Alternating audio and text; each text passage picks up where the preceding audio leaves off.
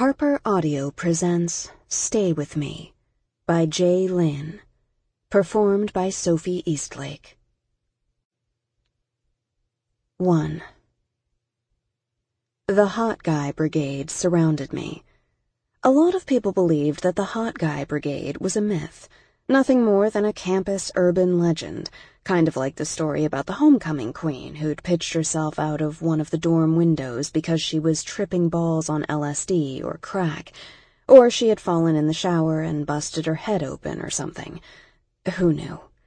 The story changed every time I heard it, but unlike the supposed dead chick who haunted Gardner Hall, the Hot Guy Brigade was a real, living, and breathing thing.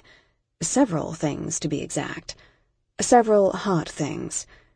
It was rare that they were all together nowadays, which is why they'd become sort of campus lore, but wowee, when they got together, it was a whole lot of eye candy. And it was probably the closest to perfection I'd ever get in my lifetime. That and the miracle makeup called Dermablend, because it almost covered the scar on my face. We were all piled into Avery Morgenstern's apartment. Based on the rock on her ring finger, she was well on her way to getting a last name change, and although I didn't know her well, really didn't know anyone except Teresa, I was happy for her. Anytime I'd been around her, she was always sweet. She could be a little quiet sometimes, and seem to disappear into her own head, but anyone could tell she and her fiancé, Cameron Hamilton, were deeply in love by the way they watched each other.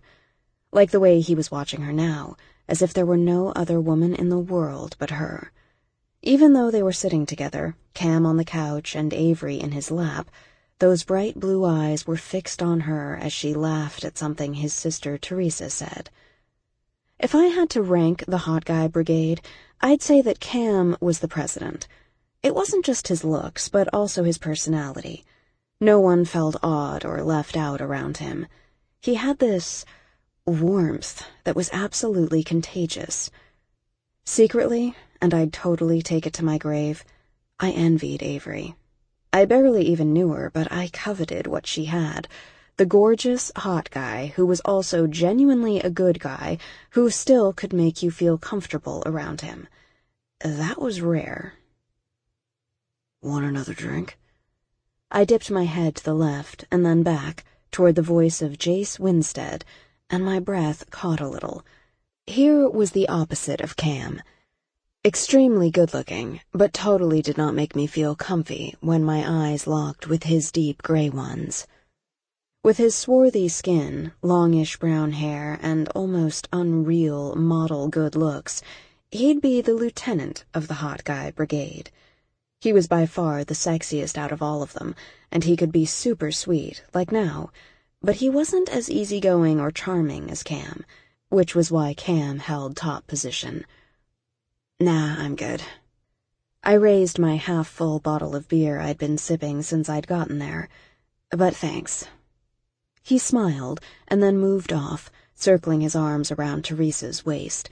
She cocked her head back against his chest as she placed her hands on his arms. His face softened. Yeah, I was a wee bit envious of Teresa, too.